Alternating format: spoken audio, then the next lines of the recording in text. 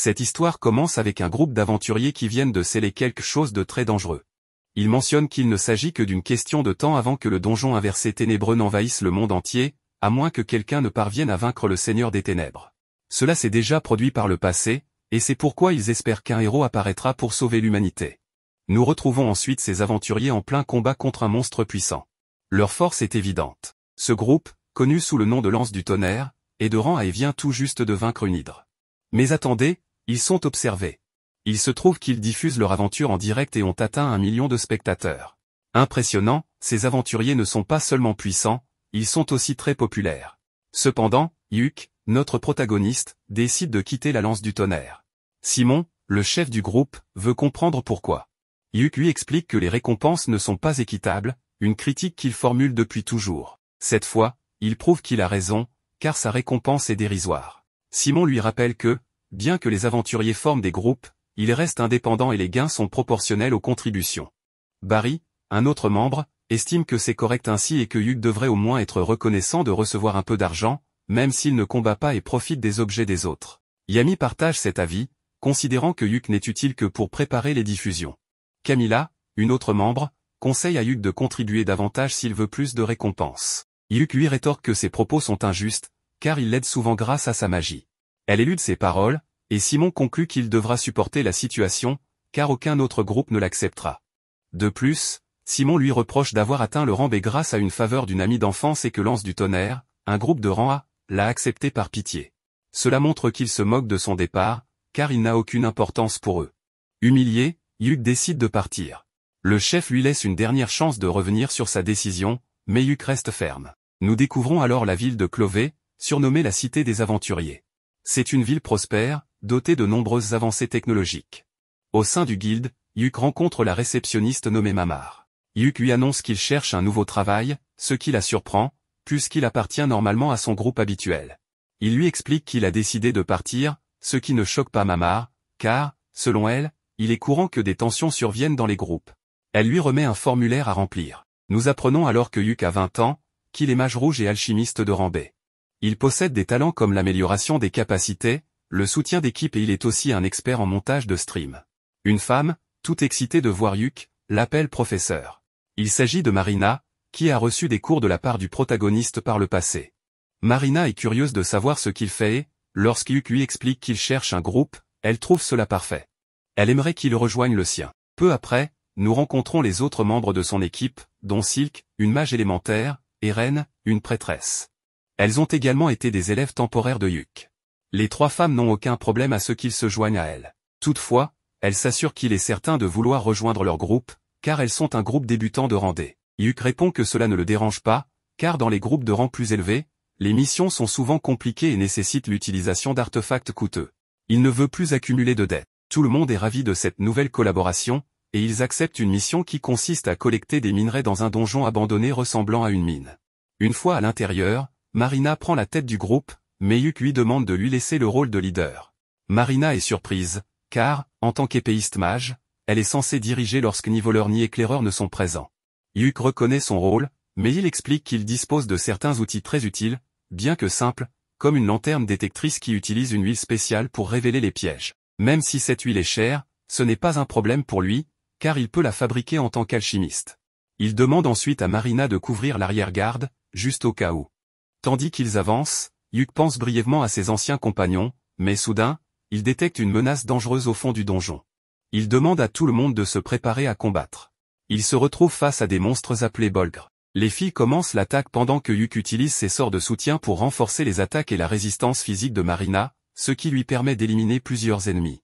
Les membres de l'équipe sont stupéfaits de voir Yuk lancer 3 sorts de soutien en même temps, et ce, sans même les incanter. Cela les impressionne encore davantage lorsqu'ils se souviennent de ses capacités. Après avoir terminé le premier étage du donjon, ils vérifient l'état de chaque membre, une étape essentielle dans l'exploration des donjons. Une fois assurés que tout le monde est en bonne condition, ils poursuivent leur chemin. Ils rencontrent bientôt des mineurs cadavériques en grand nombre. Ren commence à prier pour demander de l'aide divine, tandis que les autres préparent une attaque puissante pour les éliminer en un clin d'œil. Cependant, cette attaque consomme énormément de mana, et Yuk utilise une de ses capacités pour restaurer rapidement les réserves de Ren. Les autres sont stupéfaits, car la récupération de mana est une compétence très rare et exclusive aux mages rouges. Cette capacité est si prestigieuse qu'elle garantit une place dans des groupes de rang A. Malgré cela, Yuk reste modeste, expliquant que le plus difficile est simplement d'obtenir le grimoire et d'apprendre le sort. Enfin, Yuk utilise de l'eau bénite pour recouvrir les traces des morts vivants, empêchant ainsi qu'ils ne les poursuivent. Silk est surprise par l'utilisation d'étendues d'un matériau extrêmement coûteux par Yuk. Ce dernier explique qu'il le fabrique lui-même en purifiant les cendres laissées par les morts vivants après leur disparition, bien que cette tâche soit généralement réservée aux prêtres. Les filles, impressionnées par son savoir, se réjouissent de l'avoir dans leur groupe. Yuk leur propose même d'apprendre tout ce qu'il sait, ce qui les rend encore plus heureuses. Arrivés à l'endroit où ils commenceront la recherche de minerais, le groupe décide de se reposer. Pendant ce temps, Yuk prépare quelque chose. Sortant une bourse magique, il utilise divers ingrédients pour concocter une soupe de fruits de mer fraîchement cuisinée. Ren, émerveillé par le chaudron luxueux utilisé, apprend qu'il s'agit d'un artefact magique que Yuk a trouvé dans un château. Marina, affamée, n'attend pas longtemps avant de goûter au repas. Rapidement, Yuk transforme la pose en un véritable festin miniature. Manger dans un donjon est inhabituel, mais pour Yuk, tout semble possible. Alors qu'il savoure la nourriture, Silk remarque que le plat semble imprégné de mana. Dotée d'une grande sensibilité au mana, elle demande des explications. Yuk révèle que la cuisine, pour lui, est une forme d'alchimie. Sachant qu'ils devront extraire des minerais, il a mis tout son cœur dans cette préparation pour leur donner des forces. Silk, impressionné, est sans voix, tandis que les autres savourent simplement leur repas. Le groupe atteint le 4e étage et tombe sur un roc lizard, un monstre regorgeant de minerais. Yuk utilise un sort de ralentissement pour immobiliser la créature, tandis que Marina l'attaque avec sa capacité d'épée magique, réussissant à la vaincre. Cependant, cette technique consomme énormément de mana, laissant Marina épuisée. Yuk lui conseille de continuer à s'entraîner pour gagner en endurance et restaure son mana pour qu'elle puisse se remettre en action. Il est maintenant temps d'extraire les minerais. Utilisant une pioche de rupture, Yuk commence à récolter une grande quantité de ressources pendant que les filles les collectent. Après un moment, Silk note qu'il leur en faut encore davantage. Yuk suggère de descendre au 6e étage après avoir vaincu le boss du niveau, une idée qui effraie le groupe. Le boss, un gigantesque crabe surnommé le crabe d'acier, est redouté pour sa puissance. Malgré leurs inquiétudes, Yuk les rassure et promet de s'occuper lui-même du boss pour prouver son utilité. Contre l'avis des filles, il insiste. Une fois face au boss, Yuk décide d'y aller seul et sort un artefact pour enregistrer le combat, une habitude qu'il a prise. Les filles lui suggèrent plutôt de diffuser le combat en direct, trouvant cela très divertissant. Le protagoniste n'a aucun problème à s'occuper seul du combat, mais avant tout, il demande quel est le nom du groupe. Le petit détail, c'est qu'ils n'en ont pas encore, n'étant pas officiellement enregistrés au sein de la guilde. Marina pense que c'est l'occasion idéale pour choisir un nom. Après quelques réflexions, elle propose trèfle. Selon elle, les 3 filles représentent les 3 feuilles du trèfle, et le protagoniste en est la 4e, celle qui porte chance. Tout le monde trouve cette idée excellente et décide de l'adopter. Une fois la mission terminée, ils enregistreront officiellement ce nom de la guilde. Comme le combat sera diffusé en direct, Yuk suggère que le groupe l'accompagne pour que cela soit une véritable performance d'équipe. Cependant, les filles estiment qu'il peut gérer cela seul. Après avoir activé son bouclier protecteur, Yuk commande à son artefact de commencer la diffusion en direct. Il ouvre la porte et fait face au redoutable crabe d'acier. Le combat commence avec le monstre attaquant violemment, mais Yuk esquive avec aisance. Il enchaîne rapidement une série de sorts, ralentissement, poison, paralysie, cécité et même un sort d'évanouissement, maîtrisant ainsi totalement le boss. Enfin, il utilise un puissant sort de gravité pour porter le coup fatal. Le crabe, complètement anéanti, ne représente plus une menace. La transmission terminée, Marina exulte de joie, incapable de contenir son excitation. Les filles, impressionnées, louent les capacités incroyables de Yuk. Elles se réjouissent aussi du fait qu'elles pourront vendre le crabe pour une somme importante, car Yuk l'a soigneusement rangé dans sa bourse magique pour le ramener aux guildes. Mais ce n'est pas tout, un coffre apparaît comme récompense pour avoir vaincu le boss. Il regorge de minerais précieux, bien plus que ce à quoi il s'attendait. Cette mission du groupe Trèfle ne pouvait pas mieux se terminer. Comme vous l'avez peut-être vu auparavant, le contenu à la mode actuellement concerne principalement les streams d'aventuriers ou les versions enregistrées et éditées sous forme de guides stratégiques. Certains préfèrent une approche plus détendue en cuisinant ou en fabriquant des potions dans des donjons. Ces streams génèrent énormément de publicité, ce qui pousse les compagnies à rechercher les groupes les plus prestigieux et les plus populaires. Vous savez, exactement comme cela fonctionne dans notre monde réel. En ce moment, les gens sont stupéfaits que le protagoniste ait vaincu le crabe d'acier sans bouger un seul doigt. Pendant leur voyage en carrosse, le protagoniste demande à tout le monde ce qu'il pense du nouveau membre du groupe, c'est-à-dire lui-même. Les filles sont clairement impressionnées et ravies de l'avoir comme compagnon. Il leur demande si cela ne leur semble pas étrange que leur ancien professeur ait soudainement rejoint leur groupe, mais elle n'y voit aucun problème. En fait, Silk propose qu'il devienne le chef du groupe, car il agit déjà comme tel et, de toute évidence, il est le plus puissant. Hyuk, cependant, pense ne pas mériter ce rôle, car il vient à peine de les rejoindre la veille. Mais les filles ont déjà décidé, il sera leur nouveau leader. Après avoir réfléchi quelques secondes, il finit par accepter, mais leur demande de lui dire immédiatement si elles ne sont pas satisfaites de son travail en tant que chef. Pendant ce temps, dans les ruines d'un certain château, au 4e étage, l'ancien groupe du protagoniste est en difficulté. Ils réalisent à quel point il leur était utile, même si cela ne leur semblait pas évident auparavant. Ils n'ont d'autre choix que de fuir. Jamie est blessée, et Camilla n'a plus de mana ni de potion pour la soigner, car c'était le protagoniste qui s'en occupait. Barry n'en a pas non plus, encore une fois parce que c'était le protagoniste qui les achetait. Cork, le nouveau venu, a une potion, mais il refuse de la donner à Simon, car il l'a achetée avec son propre argent. Après tout, le groupe lui avait dit que chacun devait se débrouiller seul. Cependant, face au danger mortel qui menace Jamie, Cork finit par céder. De l'autre côté, nous voyons le groupe Clové célébrer leur premier succès. Hyuk leur annonce qu'ils ont reçu une récompense pour avoir accompli leur mission.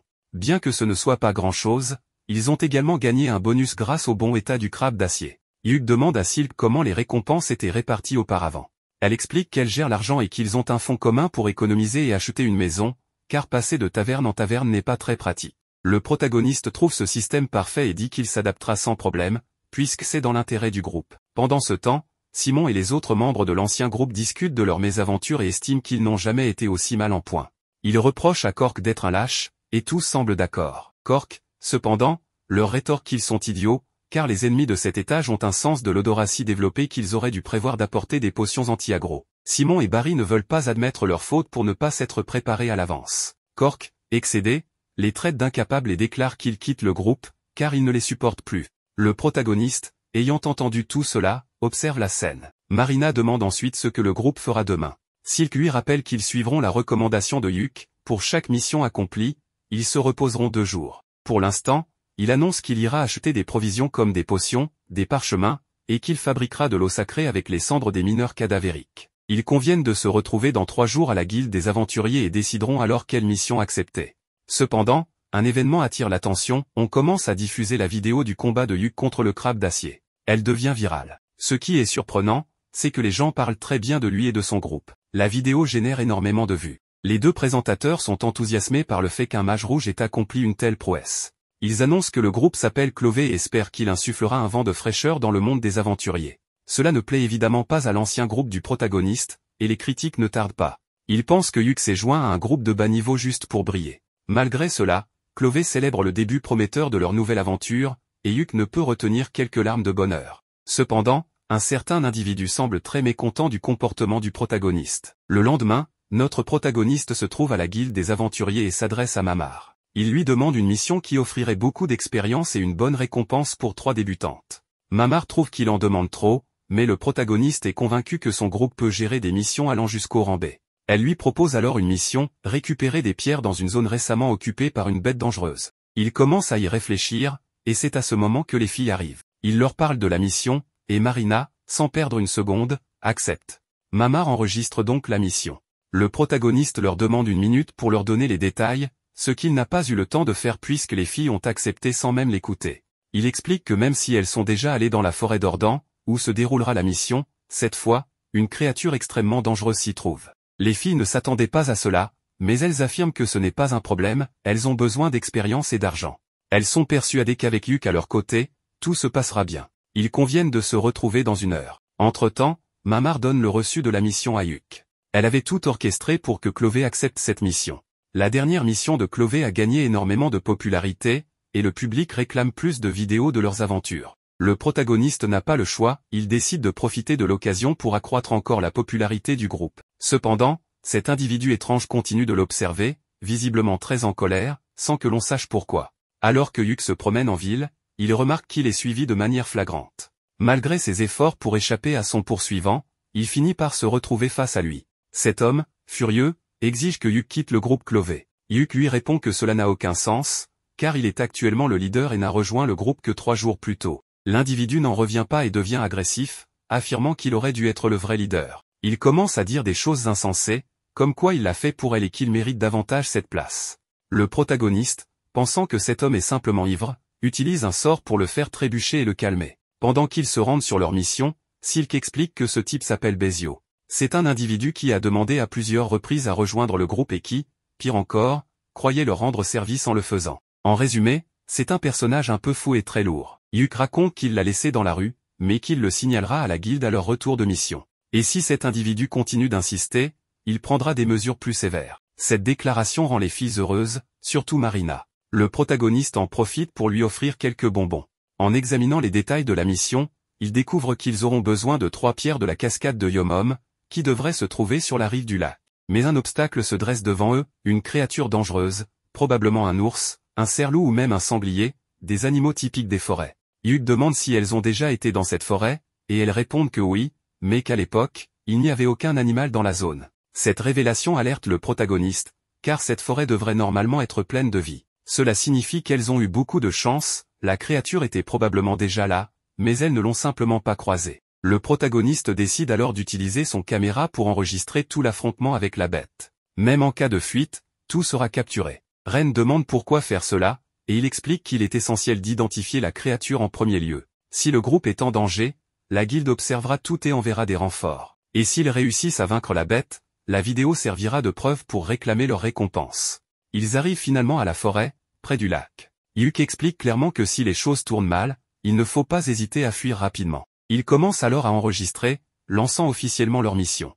Marina demande si elle doit aller en première ligne, car ce n'était pas le cas dans la précédente aventure. Yuk lui répond que ce n'est pas nécessaire, car il n'y a pas de piège ici, et les créatures attaquent généralement par derrière. Silk s'inquiète pour Yuk, mais il la rassure en précisant qu'il porte une armure magique qu'il a trouvée dans un donjon il y a quelque temps. Cette armure lui offre une grande protection, si bien qu'il ne sera pas facile de le mettre hors de combat. Ren confirme qu'elle s'en doutait, il s'agit d'un habit de sorcier, un équipement qui non seulement offre beaucoup de défense, mais amplifie également la magie du porteur et aide à régénérer son mana. Encore une fois, il n'y a donc pas lieu de s'inquiéter si Yuk est en arrière-garde. Ils arrivent enfin à la cascade. Yuk ordonne à son caméra de commencer l'enregistrement. Et c'est alors que la bête fait son apparition. Il s'agit d'un Zarnag, une créature de très haut niveau qui habite dans les plaines du Nord ou dans des donjons d'une difficulté extrême. Cette créature est connue sous le nom de Roi du Nord et ne devrait absolument pas se trouver ici. Notre protagoniste est très inquiet, car il sait que son groupe n'a absolument pas le niveau pour affronter une telle bête. Il leur ordonne de s'enfuir immédiatement pendant qu'il retient la créature. Bien sûr, il espère que la guilde observe tout et enverra des renforts rapidement. La situation est si grave qu'il demande à Silk de prendre sa place comme leader, car il n'est pas sûr de s'en sortir indemne. Marina, cependant, refuse de fuir. Elle suggère que si Yuk peut distraire le Zarnag, toutes ensemble pourront en profiter pour le vaincre. Yuk n'est pas d'accord, considérant les risques trop élevés, mais voyant que les filles refusent de reculer, il n'a pas d'autre choix que d'accepter. Il active immédiatement un enchantement physique pour tout le groupe. Marina se lance alors à l'attaque. Comme on pouvait s'y attendre, ses efforts ne suffisent pas, et elle finit grièvement blessée par un coup du monstre. Yuk utilise alors plusieurs sorts, comme paralysie, ralentissement, poison, évanouissement et cécité, mais ceux-ci n'ont que très peu d'effet. Notre protagoniste commence à se demander si cette créature est un monstre unique ou si elle porte un nom spécifique. Mais la bataille continue, et il demande à Silk de lui accorder le plus de temps possible. Les filles donnent tout ce qu'elles ont, pendant que Yuk prépare un sort puissant. Il demande à Marina de reculer, et une fois prêt, il utilise sa compétence de niveau C, appelée missile prismatique. Bien que l'attaque du protagoniste ait infligé beaucoup de dégâts au monstre, ce dernier veut toujours en finir avec eux. Ren a également une carte à jouer et lance sa compétence fouet de lumière, qui est très puissante. Cependant, cela ne suffit toujours pas à le vaincre. Le protagoniste avertit Marina que c'est le moment parfait pour qu'elle porte un coup fatal. Grâce au buff qu'il lui donne, ils parviennent enfin à éliminer ce monstre redoutable. Maintenant que tout a été retransmis en direct, le stream se termine. Bien entendu, les spectateurs sont fascinés par la prestation du groupe Trèfle et ne cessent d'en parler. De retour avec le groupe, le protagoniste se sent étourdi d'avoir utilisé autant de mana pour l'attaque, tandis que les filles ont du mal à croire qu'ils ont réussi à vaincre un adversaire aussi terrifiant. Yuk leur annonce qu'elle mérite un sermon, mais Ren riposte en disant qu'il en mérite un également, puisqu'il était visiblement prêt à combattre, même si cela devait lui coûter la vie. Silk, de son côté, critique également les consignes qu'il leur a données, et bien sûr, Marina en rajoute. Le protagoniste se rend compte qu'il fait face à un 3 contre 1, mais il leur demande de comprendre que leur victoire n'était qu'une question de chance. Cette remarque ne plaît pas aux filles, mais elles décident de discuter de tout cela plus tard. Pour l'instant, elles vont se rafraîchir dans l'eau pour se nettoyer après ce combat chaotique, tandis que le protagoniste se charge de préparer le campement. Cela lui rappelle le moment où il avait suivi un cours préliminaire d'aventurier avec les filles, environ 6 mois auparavant. À l'époque, il les avait félicités pour leur talent prometteur. Silk lui avait demandé des conseils pour s'améliorer, et il leur avait donné des retours spécifiques. Marina avait tendance à être un peu négligente, tandis que Silk était trop prudente, ce qui n'est pas toujours bon. Quant à Ren, il lui avait conseillé de s'estimer davantage. Il avait aussi admis qu'elle mériterait sans doute le rendez, si elle rejoignait officiellement la guilde, ce qui les avait beaucoup réjouis. Ils s'étaient ensuite mis d'accord pour cuisiner un ragoût de lapin fraîchement capturé, en combinant la magie de Ren et les compétences du protagoniste. Dès lors, il avait vu leur potentiel en tant que groupe équilibré d'aventuriers, capable de surpasser avec le temps des groupes de niveau supérieur. Revenant au présent, Yuk avoue qu'il n'aurait jamais imaginé former un groupe avec elle. Quelques jours plus tard, Trèfle est convoqué par le maître de guilde. Yuk suppose que cela est lié à leur victoire contre le Zarnarg, le monstre qu'ils ont vaincu récemment. Les filles, perplexes, ne comprennent pas pourquoi, alors le protagoniste leur explique que cette mission était probablement destinée à des aventuriers de rang B. Mais pour une raison inconnue, elle a été confiée à des groupes de rang D. Ils pensent qu'ils vont recevoir des félicitations pour avoir vaincu le monstre, mais ils se doutent aussi qu'il y aura des mauvaises nouvelles. Finalement, le maître de guilde, Benwood, fait son apparition. Il demande à Yuk de lui donner tous les détails sur ce qui s'est passé. Cependant, Yuk lui répond qu'il l'a déjà fait dans ses rapports. Benwood précise qu'il veut entendre son avis personnel sur le sujet. Les filles, intimidées, commencent à se sentir mal à l'aise, ce qui pousse le protagoniste à demander au maître de ne pas les mettre dans une telle situation. Si Benwood voulait tant parler avec le protagoniste, il aurait dû le convoquer seul au lieu d'effrayer les filles. Silk demande au protagoniste de se calmer et de se rappeler qu'il s'adresse au maître de guilde en personne. Cependant, peu après, Benwood félicite Yuk pour avoir mis de côté tant de formalités. Malgré cela, notre protagoniste reste contrarié par l'attitude violente du maître de guilde. Une fois assis, Yuk insiste que tout ce qu'il y a à savoir est déjà dans son rapport sur le Zarnarg. Benwood insiste néanmoins pour entendre son avis personnel. Yuk suggère alors qu'il pourrait s'agir d'un débordement, nécessitant une enquête. Benwood ordonne immédiatement une enquête d'urgence. Marina demande ce qu'est un débordement, et Yuk lui explique que cela se produit lorsque les monstres sortent de leur donjon. Benwood précise que les monstres ont un lien de mana avec les donjons, mais que ce lien peut se rompre. Cela peut également provoquer une stampede, un phénomène extrêmement dangereux qui pourrait mettre toute la ville en péril. Avant de partir, le maître de guilde présente ses excuses pour les avoir exposés à un tel danger, assurant que ce n'était pas intentionnel. Les filles minimisent l'incident, expliquant que ce n'était pas si grave, car Yuk a presque vaincu le monstre à lui seul grâce à sa magie. Benwood reconnaît que le stream a prouvé que leur groupe est capable de grandes choses et propose de promouvoir les filles au rang C. Le protagoniste demande s'il en est sûr, et Benwood confirme qu'il souhaite également promouvoir Yuk au rang A. Il souligne que leur retransmission a montré leur puissance, notamment grâce au sort prismique missile utilisé par Yuk pour vaincre le Zarnarg. Après avoir signé les documents, tout le monde part célébrer à la taverne habituelle. Monter au rang C pour les filles et au rang A pour Yuk est un exploit remarquable. En discutant de la récompense, Yuk demande à Silk de vérifier les gains. Il découvre une importante somme d'argent, car la mission a été reclassée au rang B, et Yuk a vendu le monstre à un bon prix. En triant les comptes, Silk informe Yuk qu'il a reçu une lettre de Benwood, une sorte d'excuse personnelle accompagnée d'un randal de platine, une pièce rare de grande valeur. Silk annonce qu'ils ont désormais les fonds nécessaires pour établir leur base. L'ambiance est donc à la célébration. Plus tard, Ren demande au protagoniste s'il a un rêve, car elles viennent de réaliser le leur et souhaitent désormais l'aider à atteindre le sien. Yuk les remercie et révèle son rêve, atteindre le dernier étage du donjon des ténèbres insondables, un endroit légendaire contenant un portail vers l'abîme. Il souhaite voir de ses propres yeux la frontière entre ce monde et l'inframonde. Il raconte qu'un de ses oncles avait réussi à atteindre ténèbres insondables, bien qu'il n'ait pas pu terminer le donjon.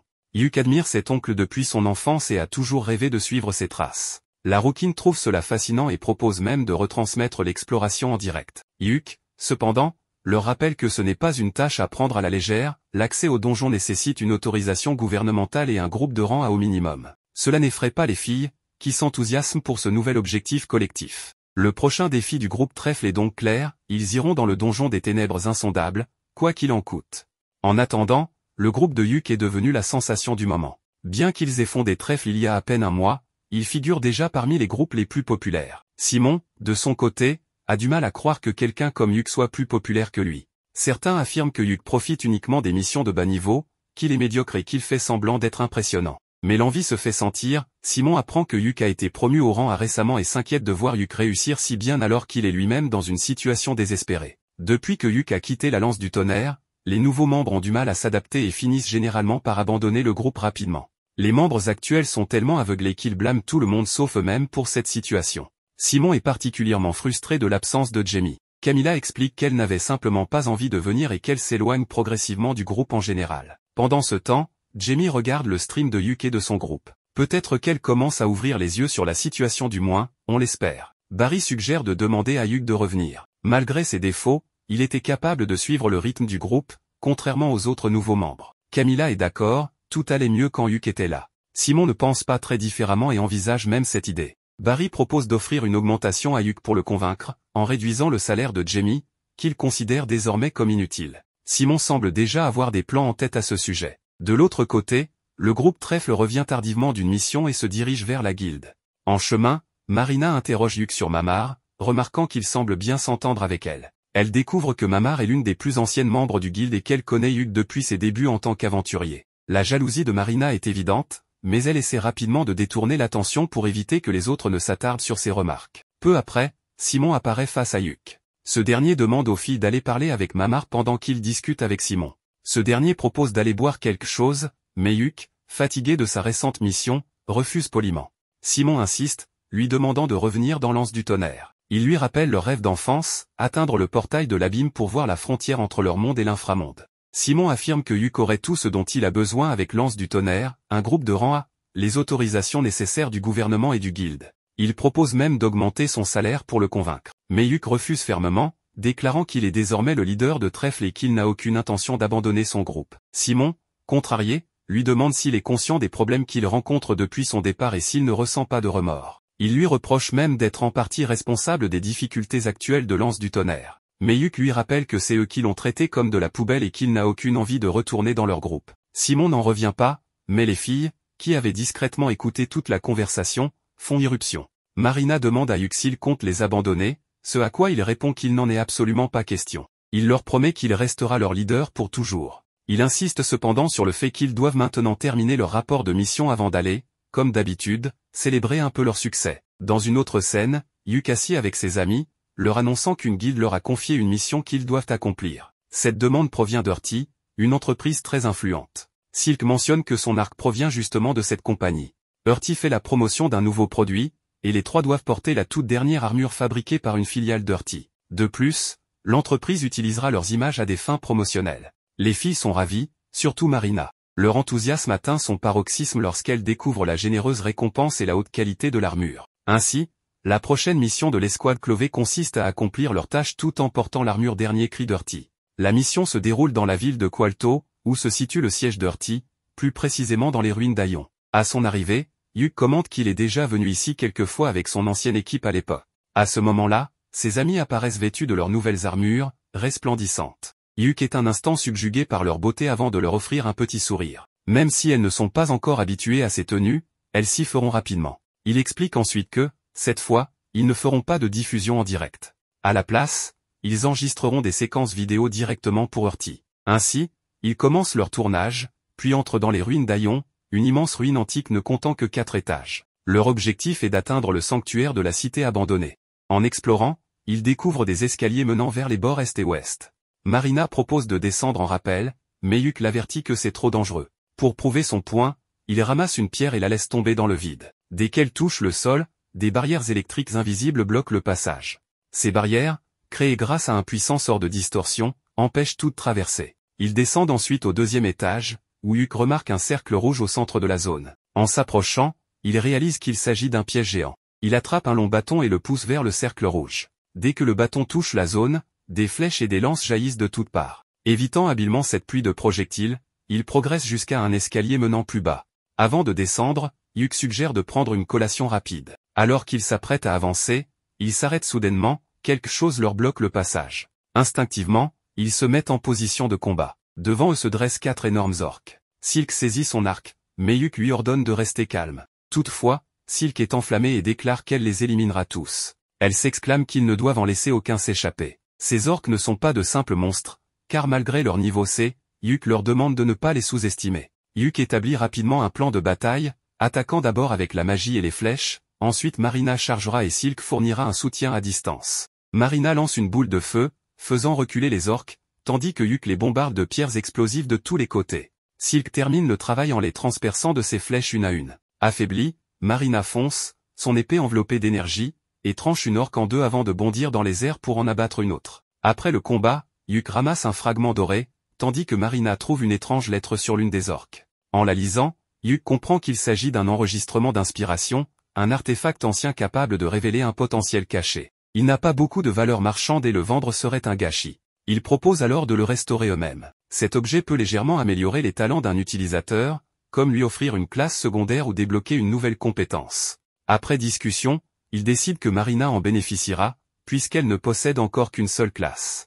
Marina accepte. La scène suivante montre le groupe en train de préparer un repas bien mérité après le combat. Ils discutent des pouvoirs magiques et d'un sac enchanté capable de tout stocker. S'ils en trouvent un, ils conviennent que Silk devrait en être la première bénéficiaire. Après avoir passé en revue leurs gains et leurs pertes, ils poursuivent leur mission en montant au 3e étage. Yuk les prévient de rester sur leur garde, car ils ne savent pas d'où les monstres pourraient attaquer. Silk demande s'il y a des boss sur cet étage. Yuk répond qu'il y avait autrefois des gardiens protégeant l'entrée d'Odred, la cité abandonnée, mais aucun n'a été aperçu depuis 10 ans. Cependant, des rapports indiquent que de nombreux traqueurs d'ombre rôdent dans l'obscurité, prêts à frapper. Même s'il en a entendu parler, Yuk n'en a jamais vu de ses propres yeux.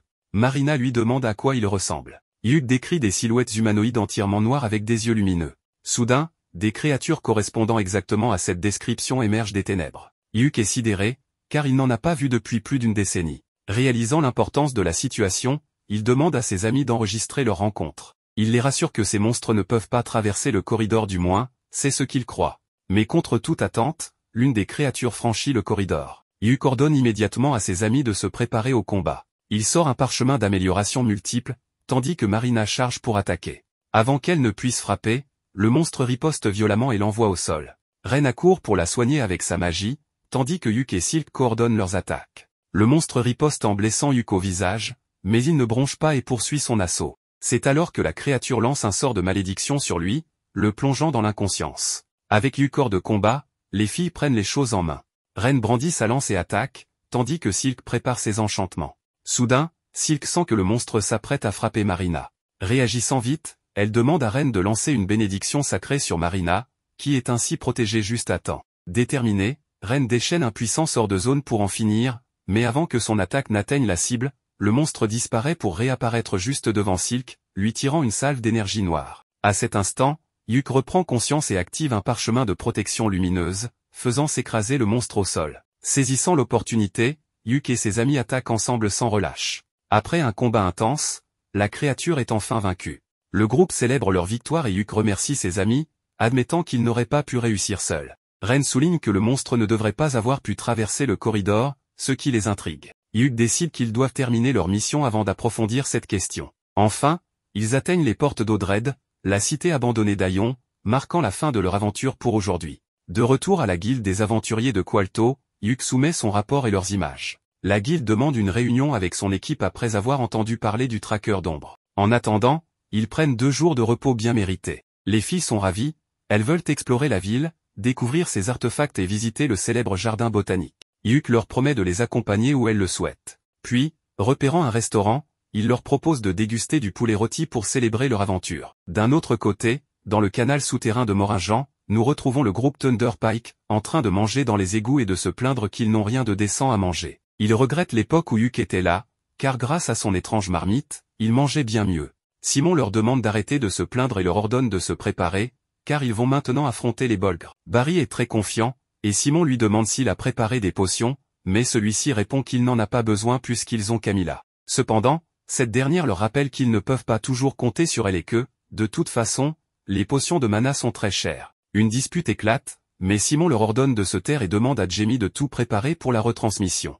Barry, de son côté, se moque d'elle en la traitant d'inutile. Un peu plus tard, on découvre que leur mission est encore un échec. Mamar les informe que leur réputation est en chute libre et que, s'ils continuent ainsi, leur rang d'aventurier sera déclassé. Il conseille alors à Simon d'accepter des missions plus faciles, lui proposant des missions de rang C. Mais Simon, indigné, lui rappelle qu'il est un aventurier de rang A. Mamar, imperturbable, lui rétorque que cela ne se reflète pas dans leurs résultats. Simon tente de se justifier en affirmant que ce n'est pas la faute de Thunder Pike, mais Mamar lui rappelle calmement qu'un échec reste un échec. Plus tard, alors qu'il mange, Simon reconnaît que les missions de haut niveau sont trop difficiles pour un groupe de seulement 4 personnes. Barry suggère alors de faire revenir l'homme à tout faire, Hugh. Après tout, Simon devrait être capable de le convaincre, puisqu'ils étaient amis d'enfance et que Hugh était presque comme son serviteur. Simon répond qu'ils doivent trouver quelque chose pour le faire revenir, comme aller dans les ténèbres insondables. Jamie est surprise d'entendre cela, et Simon explique que c'est le rêve de Hugh d'aller dans les ténèbres insondables.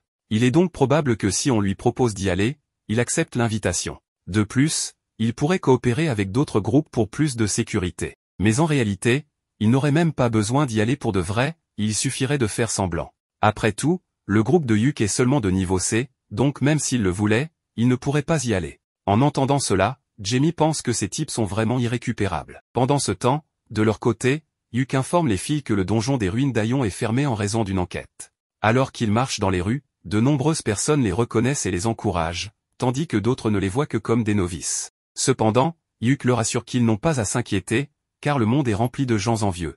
Il retrouve ensuite un agent immobilier pour acheter une maison qui servira de base. Il rejette la première, car une maison à un seul étage est une cible trop facile. Mais en voyant la deuxième, Hugh est immédiatement séduit, elle possède des chambres privées, un sous-sol servant de stockage, une salle commune et un accès à la terrasse.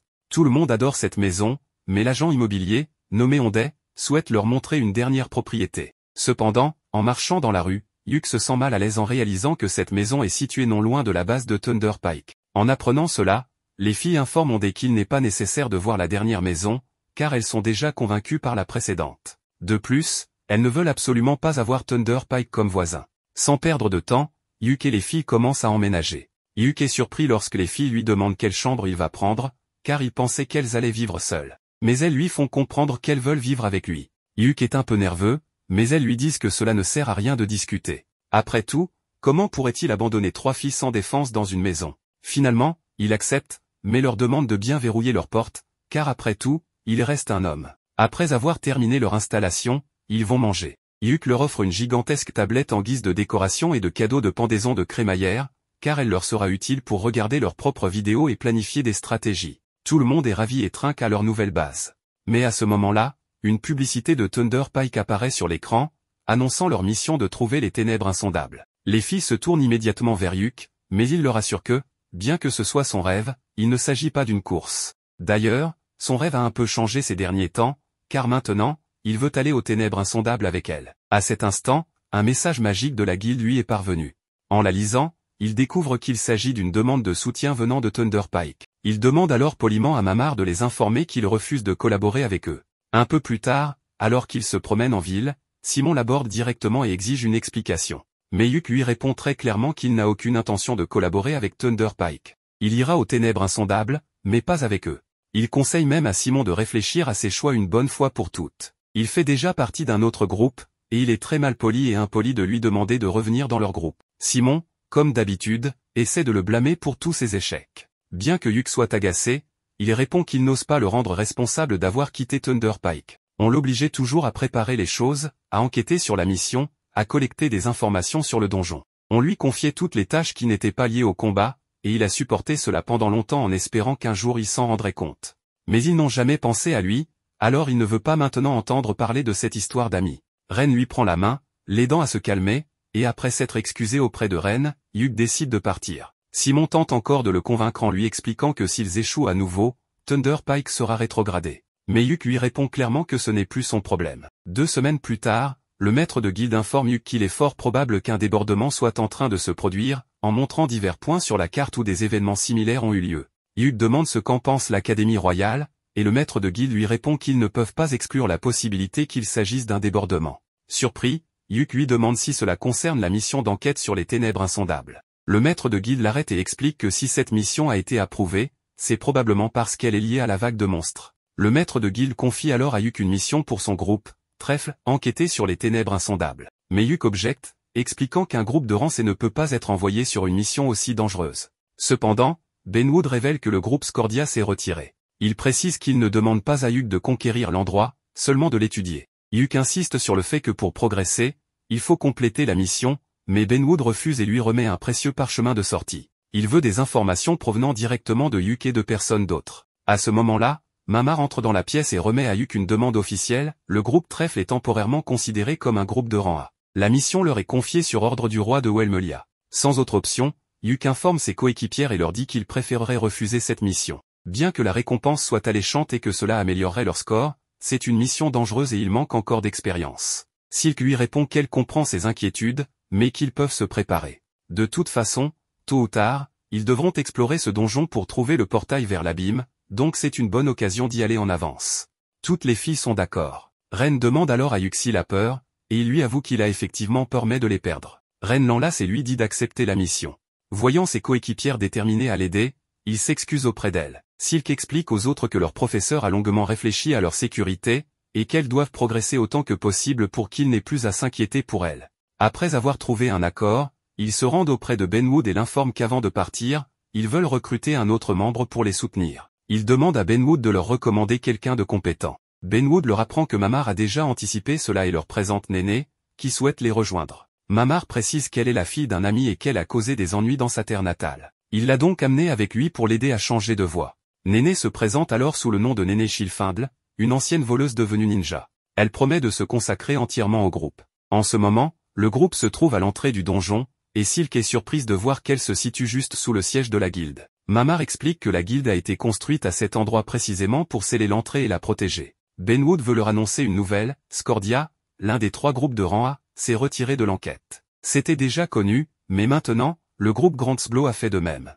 Cela signifie que seul Thunder Pike est encore disponible pour cette mission. Cependant, un membre précise que Simon, le chef, n'a pas été totalement transparent sur l'utilisation des fonds alloués, ce qui ne surprend pas le protagoniste. Une enquête sera rapidement ouverte à ce sujet. Benwood leur rappelle de respecter les règles générales des donjons, mais le protagoniste trouve cela évident. Les filles ont aussi préparé plusieurs stratégies pour assurer le bon déroulement de la mission. Pour le moment, leur groupe part en mission et fait ses adieux aux autres. Cependant, le protagoniste veut commencer en lançant un live stream. Les spectateurs sont intrigués et espèrent un contenu intéressant. Au premier étage, tout se passe plutôt bien. Néné, chargée de guider l'équipe, décide d'aller explorer un peu plus loin. Marina félicite Ren pour son nouveau bâton, qu'elle a baptisé bâton cramoisi, un artefact qui renforce considérablement la magie offensive. Silk demande au protagoniste ce qu'il pense du donjon jusqu'ici, et il avoue être moins enthousiaste qu'il ne l'avait imaginé. Les filles trouvent cela normal puisqu'ils viennent à peine de commencer, mais Silk, elle, est surexcitée. Pour elle, c'est un rêve qui se réalise. Depuis qu'elle est devenue aventurière, elle a décidé de rester dans la société humaine et de gagner de l'argent. Cependant, sa vision du monde a changé grâce au protagoniste, et accomplir son rêve à ses côtés l'émeut profondément. Néné revient après avoir exploré la route et annonce que cet endroit est très étrange.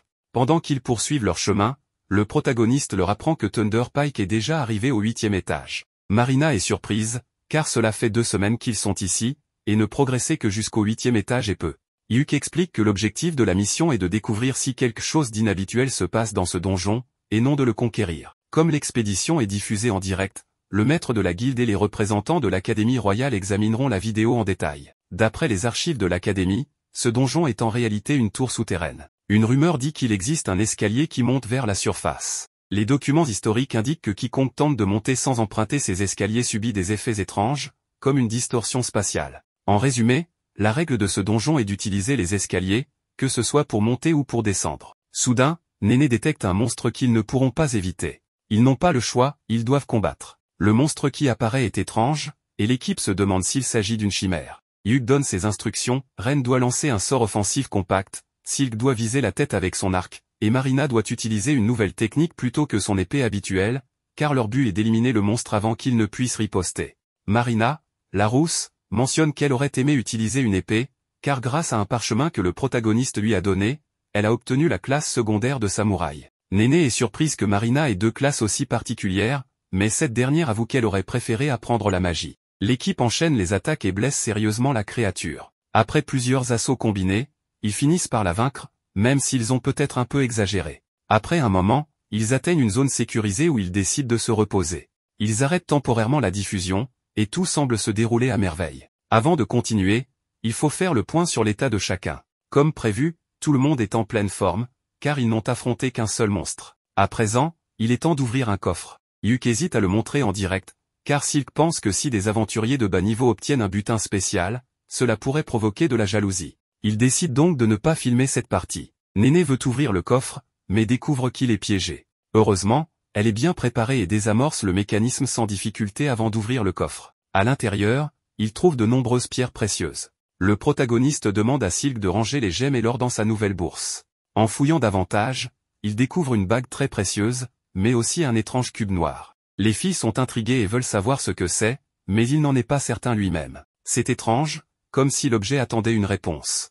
Ni Néné ni lui ne comprennent vraiment ce qui se passe. Le protagoniste dit que cet objet ressemble à un bébé. Les filles meurent d'envie de le garder, mais il préfère en informer Benwood, car cela pourrait être une piste sur ce qui se passe dans ce donjon. Puis, il demande à Ren de lui tendre la main et lui remet la bague. Sur le moment, cela ressemble presque à une demande en mariage. Mais en réalité, il lui donne cette bague parce qu'il trouve qu'elle lui va comme un gant. L'anneau en question est une bague de la sagesse, qui permettra à son porteur de conserver son esprit stable en toutes circonstances. D'ailleurs, maintenant que j'y pense, quelle nécessité y avait-il à s'agenouiller pour donner la bague? Même les filles interprètent mal toute la situation. Un peu plus tard, Néné annonce avoir trouvé les escaliers menant au 2e étage. C'est une excellente nouvelle, car cela signifie qu'ils avancent plus vite que prévu. Le protagoniste la remercie, mais Néné répond que ce n'est rien, tout est grâce à cet artefact qui détecte les courants d'air et localise ainsi les sorties. Elle veut impressionner le protagoniste, mais comme il est habitué aux artefacts étranges, cela lui semble tout à fait normal. Le groupe fait à nouveau une pause, et Hugh veut savoir ce qu'il pense du donjon jusqu'à présent. Les filles trouvent le terrain étrange, mais le plus surprenant reste sans aucun doute le monstre rencontré au début, celui avec une tête de requin. Hugh est du même avis et ajoute que le coffre aussi était inhabituel. Un monstre qui ne devrait pas être à cet étage et un coffre non répertorié mérite une inspection approfondie. Les filles ne comprennent pas pourquoi il insiste là-dessus, mais le protagoniste leur demande si elles ne trouvent pas étrange qu'il y ait un coffre dans la zone sécurisée du 1er étage. Normalement, la valeur des trésors, comme la puissance des monstres, dépend de la dangerosité du niveau. Pourtant, ce coffre contenait une bague très rare et un cube sombre que personne n'a réussi à identifier clairement.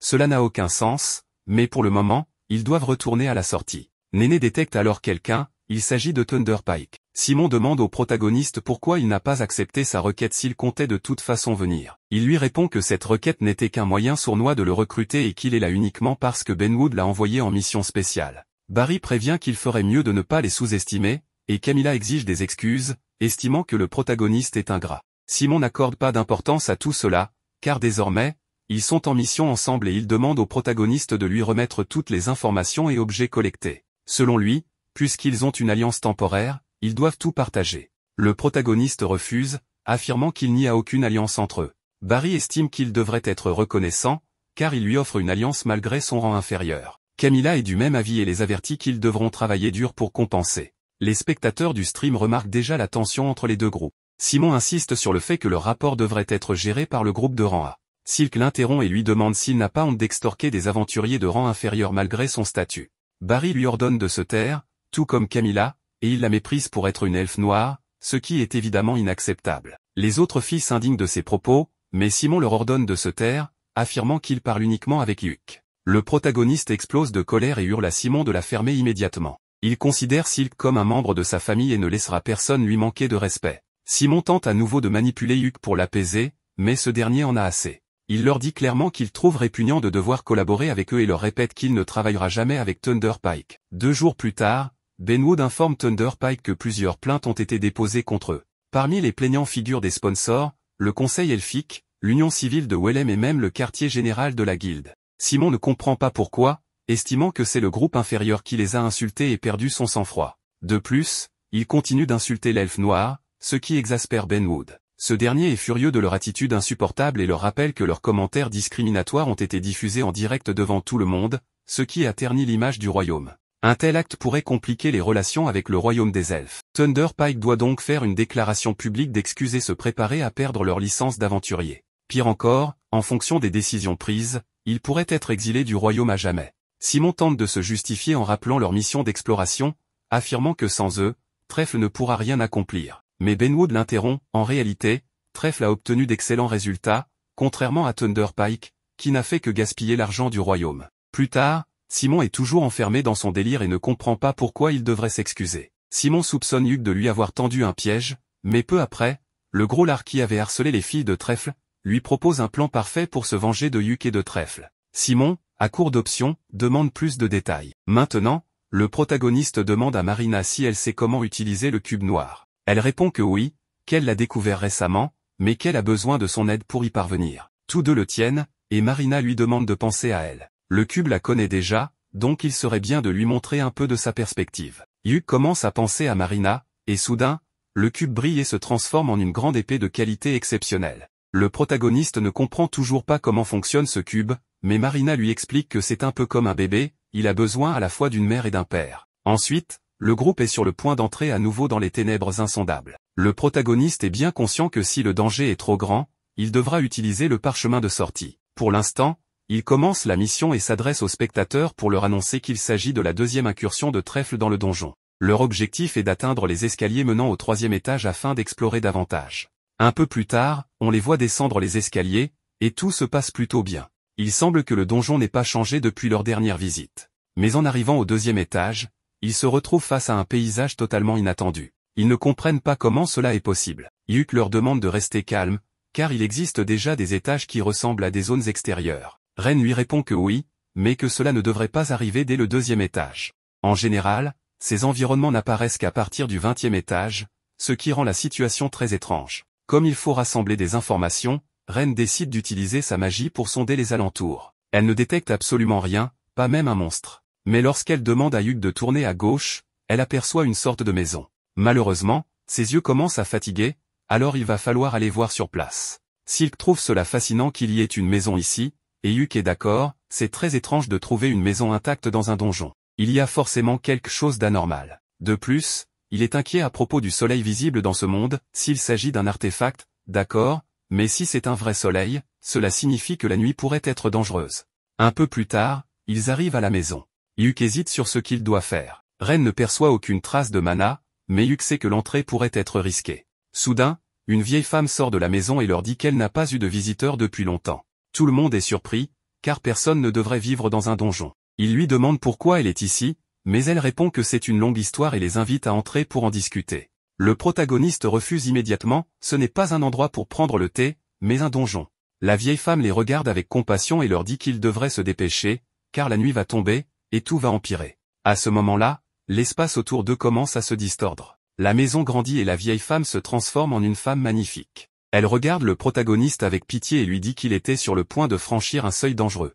Elle lui demande s'il savait qu'il ne devait pas entrer, car elle adore les hommes intelligents. Cette femme n'est autre que la déesse Perséphone, la souveraine de la vie et de la mort. Perséphone est surprise que le protagoniste la connaisse. Elle leur explique qu'elle passe son éternité à guider les âmes des morts et qu'elle trouve fascinant qu'ils soient arrivés jusqu'ici. Mais elle les prévient, maintenant qu'ils sont là, ils ne pourront plus en ressortir vivants. Sans perdre une seconde, le protagoniste s'incline et lui dit qu'ils se reverront lorsque son temps sur cette terre arrivera à sa fin. Perséphone l'observe attentivement et lui dit qu'elle se souviendra bien de ses paroles. Quelque chose arrive alors au protagoniste, mais il dit aux autres de courir vers les escaliers immédiatement. Pris d'une grande urgence, il utilise son enchantement physique pour accélérer leur fuite. Il réalise que la présence de Perséphone signifie que cet endroit est littéralement le royaume des morts. Après une course effrénée, le groupe parvient finalement à s'échapper et à survivre. Mais ils sont complètement épuisés. Avoir passé la nuit dans le royaume des morts les a tant affaiblis que le protagoniste ne peut même plus utiliser sa récupération de mana. Cependant, ce qui inquiète le plus les filles, c'est ce qui est apparu sur son visage, une marque étrange.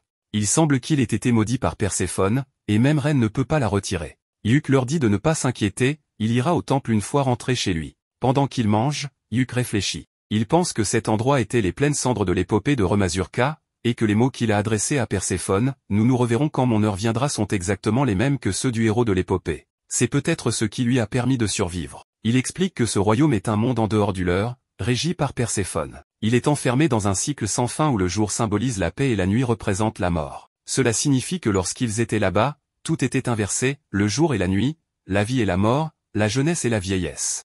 Il pense que cela doit être une caractéristique propre aux ténèbres insondables.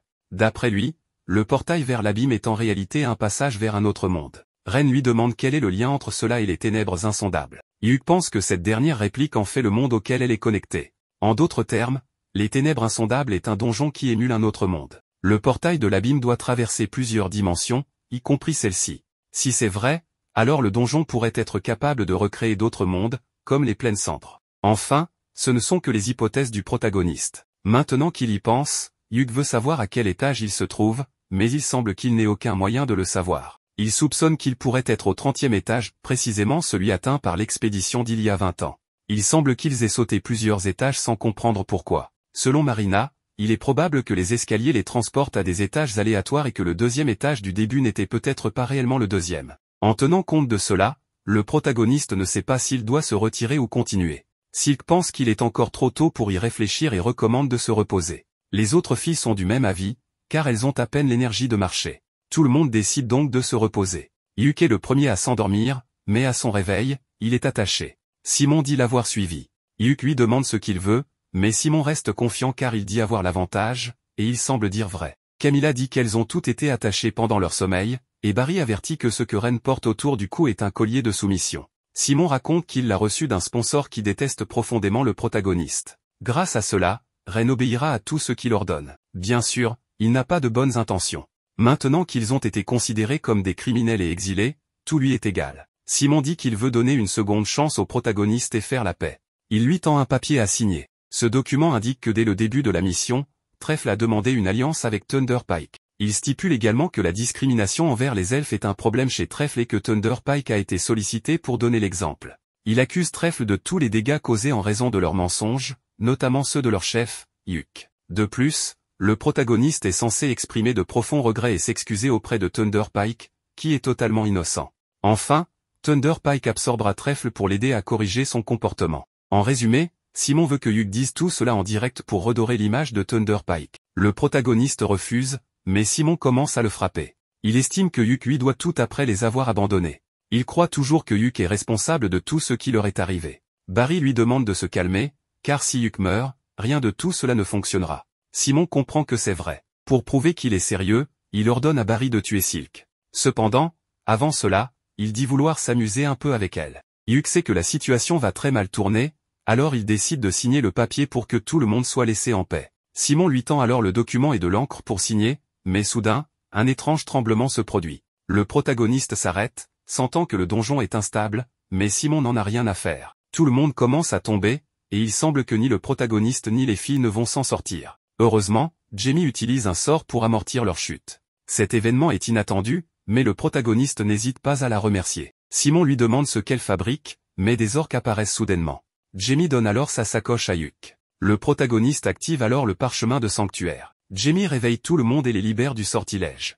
Ensuite, il active le parchemin de sortie. Hyuk demande à Jamie d'emmener Simon et les autres avec eux, mais elle hésite, trouvant leur comportement cruel. Hyuk répond que la justice décidera de leur sort, mais qu'ils ne peuvent pas mourir ici. Bien sûr, cet enfoiré de Simon attrape Ren et refuse de partir. Honnêtement, quelqu'un devrait vraiment éliminer ce personnage de l'histoire. Il est insupportable. Les filles gagnent du temps en combattant les orques. Pendant ce temps, Hyuk demande à Simon ce qu'il fabrique. Le protagoniste ne peut pas bouger en utilisant le parchemin, mais Jamie courageusement pousse Simon pour que les autres puissent s'enfuir. Ce type est complètement fou et croit qu'il pourra toujours s'échapper. Barry et Camilla le supplient de les aider à fuir, mais il leur hurle de se débrouiller au lieu de se plaindre. Grâce à Jamie, tout Trèfle parvient à s'enfuir. Il semble que tout soit terminé pour Thunder Pike. Les orques risquent de lui faire des choses horribles. Cependant, il semble que Simon ait encore un atout dans sa manche. Nous voyons maintenant Jamie dire qu'elle regrette d'avoir toujours demandé des médicaments au protagoniste, car elle n'avait aucune idée de leur coût. Elle se sent très mal d'avoir fait quelque chose d'aussi horrible. Elle mentionne que lorsque Hyuk a quitté le groupe, elle a réalisé à quel point il s'efforçait de les garder tous en sécurité. Malheureusement, elle s'en est rendue compte trop tard et regrette de ne pas lui avoir présenté ses excuses plus tôt. La blonde est remplie de remords, car elle sait que Hyuk, étant une personne d'une grande bonté, lui aurait pardonné, et qui sait, peut-être même invité dans le groupe Trèfle. En réalité, Jamie ressent un peu de jalousie en voyant à quel point le groupe Trèfle est harmonieux, et elle se demande si elle pourra un jour vivre la même chose. Comme on l'appelle, elle mentionne que dans cette gemme magique sont enregistrés tous les méfaits de Thunder Pike. Elle demande une nouvelle fois pardon à Hyuk et espère qu'il s'en sortira bien. Tout cela a été observé par Trèfle et par nul autre que Benwood. Le protagoniste se sent coupable, car bien que Jamie ait tout fait pour les sauver, lui n'a pas pu la sauver, elle. Benwood mentionne qu'ils ont reçu un signal en provenance des obscurités insondables et qu'il va maintenant l'afficher. Il s'avère que c'est Jamie à nouveau, et elle dit que les obscurités insondables est en grand danger, car elle est littéralement en train de s'effondrer. Benwood hésite à aller chercher de l'aide ou non, mais Hyuk veut absolument y aller en personne pour la sauver. Le protagoniste demande un autre parchemin de sortie, prêt à le payer s'il le faut, mais le vieil homme n'a pas encore pris sa décision. Hyuk ne veut pas attendre qu'on lui donne l'autorisation, il ira seul s'il le faut. Mais les filles ne comptent pas le laisser faire, il n'a même pas à y penser. Ren veut l'accompagner, car elle porte toujours ce collier de mission et doit résoudre ce problème. Le protagoniste en profite pour lui demander de s'approcher et, grâce à un sort, il parvient à lui retirer le collier. Il s'avère que le sceau qu'il a sur le visage lui a conféré des sorts et des capacités qu'il n'avait pas auparavant. Le sort qu'il vient d'utiliser est en réalité de la magie noire, et Hugues mentionne qu'il est littéralement devenu un disciple de Perséphone. Il leur demande cependant de ne pas en parler à l'église. Les filles sont inquiètes à ce sujet, mais lui pensent qu'il n'y a pas de quoi s'en faire, tout porte à croire qu'il a plu à la déesse de la mort. Revenons au sujet principal, ils doivent aller sauver Jamie. Mais juste devant la porte, un certain Bézio tente d'entrer. Il croit que Simon a rempli son objectif, mais le protagoniste lui fait comprendre qu'il se trompe. Il lui annonce que Simon est apparemment mort, mais Bézio ne le croit pas, car il était censé avoir un contrôle total sur Ren. Évidemment, celle-ci intervient et lui donne une leçon, mais le protagoniste l'arrête avant qu'elle n'aille trop loin. Il lui explique que Bézio est un marchand influent, et lui ôter la vie pourrait entraîner de graves conséquences. Il révèle qu'il est derrière tout cela, et maintenant que Ren est au courant, elle lui remet son collier de mission et le menace, s'il refait surface, il souffrira de la pire des façons.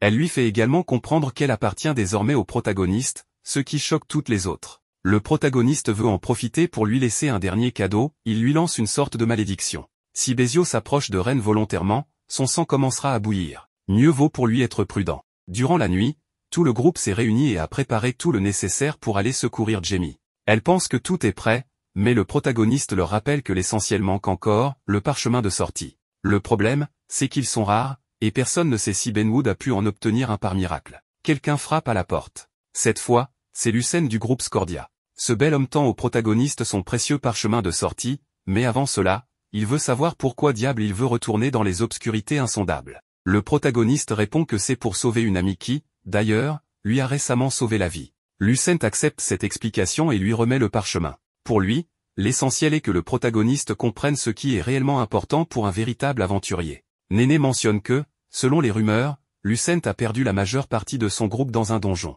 Une fois à l'entrée, Benwood leur rappelle que s'ils retournent dans les obscurités insondables, ils seront punis, car ils ont déjà terminé le donjon. Mais, par inquiétude, ils n'en tiennent pas compte. Le protagoniste lui annonce qu'il ne compte pas faire marche arrière. Le vieil homme veut savoir s'il pense réellement pouvoir retrouver Jamie.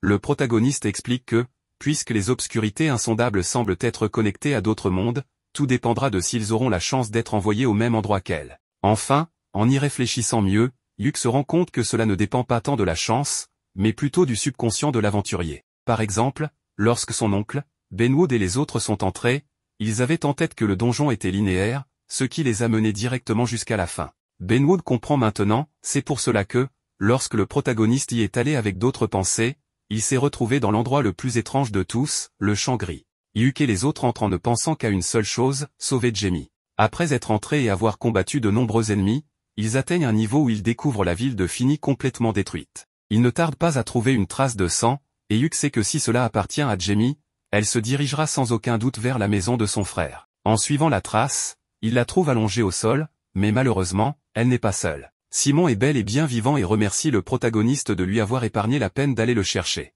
Mais Hugues sait que cet homme n'est pas Simon.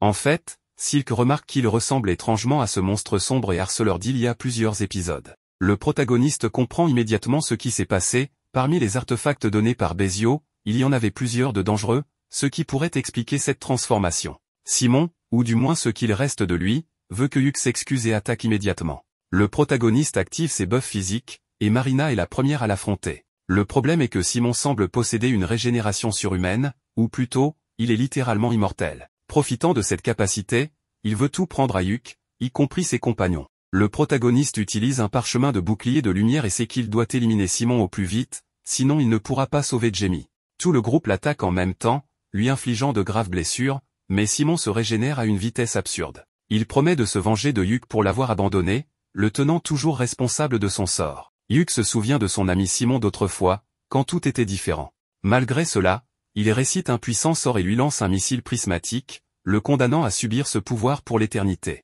Le corps de Simon commence à se déformer de façon horrible. Le protagoniste lui explique que ce sort restera actif jusqu'à sa mort, car il a été modifié en utilisant la malédiction de Perséphone. Ren essaie de soigner Jamie, mais malgré les potions utilisées, sa blessure ne se referme pas. Jamie explique que c'est à cause de l'effet de l'épée de Simon, en d'autres termes, elle est condamnée. Elle semble avoir accepté son sort, mais Hugues refuse de la laisser mourir. En utilisant la marque de Perséphone, il active une capacité rare qui referme complètement sa blessure, bien qu'il s'évanouisse après.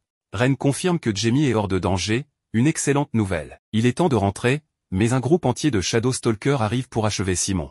Cette fois, Yuk n'a pas l'intention de lui venir en aide. C'est un adieu définitif à Simon, ou du moins à l'ami qu'il était autrefois. Une semaine plus tard, Benwood informe le groupe que, même involontairement, il doit punir Trèfle. Ils perdront des points et ne pourront pas faire de mission pendant un mois. Mais ce n'est pas tout, Benwood lui-même subira une retenue de salaire pendant 3 mois pour ne pas avoir mieux encadré ses aventuriers. Quant à Jamie, ancienne membre de Thunder Pike, sa licence d'aventurière est révoquée, et elle ne pourra pas en faire la demande avant 1 an. Surprise, elle s'attendait à une sanction plus sévère, voire à être exilée. Cependant, Mamar lui explique que, comme elle a fourni des informations sur Thunder Pike et qu'il a été confirmé qu'elle n'était pas impliquée dans les rumeurs contre Silk, elle n'a pas reçu une punition aussi lourde. Dans la rue, Jamie demande à Yuk s'il a plaidé en sa faveur. Il avoue que oui, mais que c'est finalement le royaume et la guilde qui ont pris la décision. Elle lui présente encore une fois ses excuses, mais Yuk lui dit d'arrêter, car elle l'a déjà fait trop de fois. Malgré tout, Jamie admet qu'elle se déteste pour ne pas avoir réagi à temps. Mais elle déteste aussi le fait que Yuk soit un tel coureur de jupons.